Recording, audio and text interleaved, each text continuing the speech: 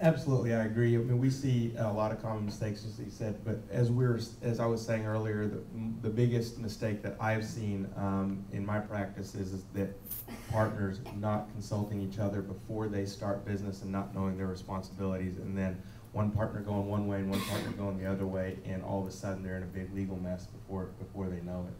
So I definitely echo the words of Robert and what he just said. Okay, Rakesh. What suggestions do you have for when, not if, a business gets sued? Call Robert. No. What?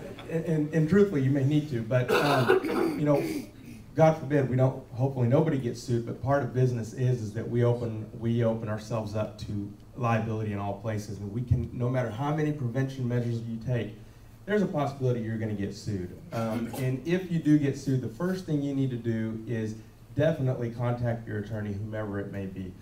And the second thing you need to do is try to avoid any types of conversations, especially verbal conversations with the opposing party or any other witnesses that might have been involved in the case that you may be involved in.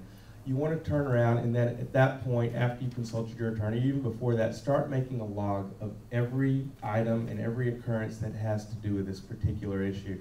And that goes back to even before you're sued. Try to be good with your paperwork. And I know it's hard in business every day. You're running your business and paperwork sometimes is the last thing that gets done, but you really need to be accurate with your paperwork, with your emails.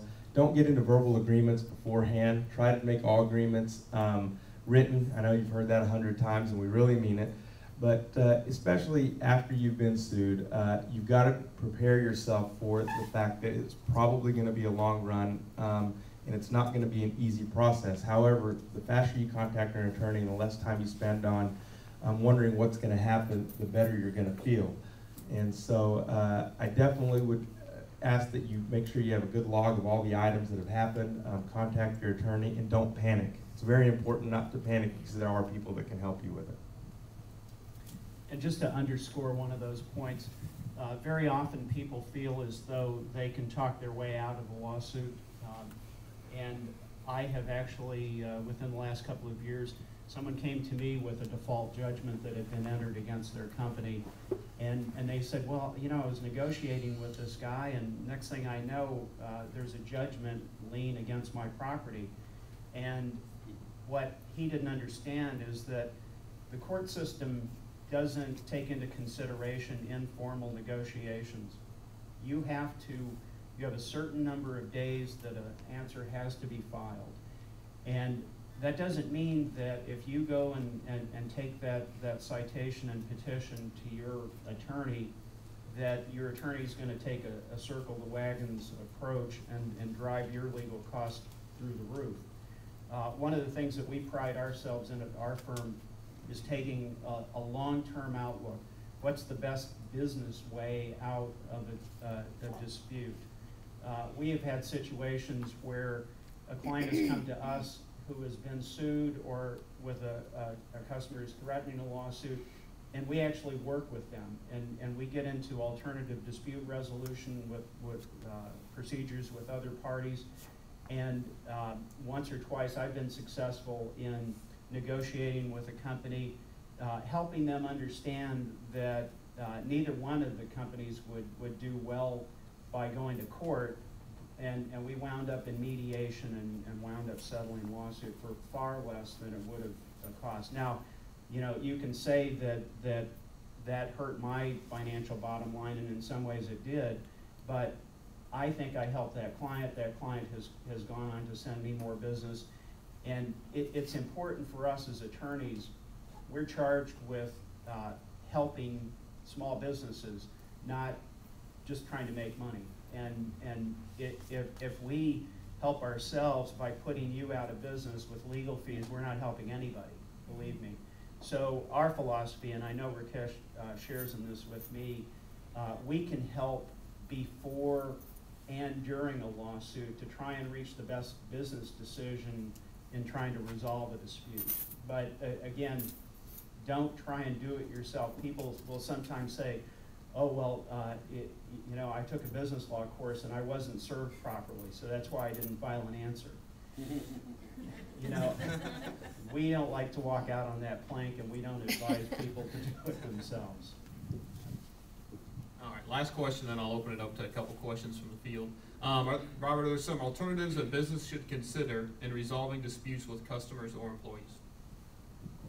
Yes, absolutely. First of all, if you start to get into a dispute with a customer or a supplier, keep in mind that one of the things that's most important that we learn in law school is trying to take a perspective of both sides. One of our trainings is that in moot court, you never know which side of a case you're going to be arguing, right until you make the argument. So now I know some people are cynical and say, well, you know, doesn't that make you like the second oldest profession or after lawyers? And to some extent that may be true, but the truth is, unless you have a little empathy, unless you can put yourself in the position of your opponent, you can't really understand what it's going to take to get the lawsuit settled or get the dispute resolved at a cost that you can live with. So there are a number of different ways besides filing lawsuits. We recommend arbitration when it's possible. And I have to do a little myth busting. Arbitration is not necessarily cheaper than the civil trial system, but it can be. If you agree on how the case is going to be handled in arbitration, it can be less costly. But there are many situations that I've seen where both sides want to be obstructionist, and they wind up spending more than they would eventually. And this is because in AAA arbitration, for example, they often have 3 arbitrators who sit as a judge in the case. Those people have to be paid.